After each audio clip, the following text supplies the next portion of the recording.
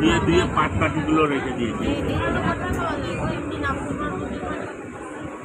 ওরকম নিয়ে যাবো, দেখবি এখানে মাঠ আছে তো মাঠের ভিতরে যাবো।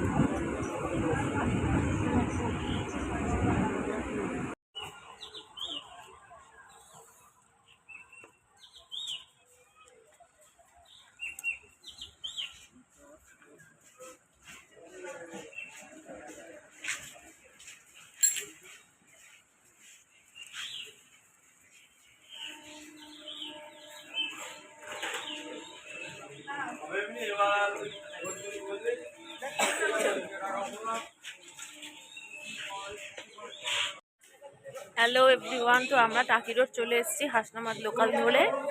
তো যেভাবে যেভাবে ইনফরমেশনগুলো দেবো তোমরা সেভাবে এসে ঘুরে যেতে পারো। আমরা এই হাসনাবাদ লোকালে এসে আমি টাকি রোডে নামলাম, নেমে এখান থেকে আমি টোটো ধরবো।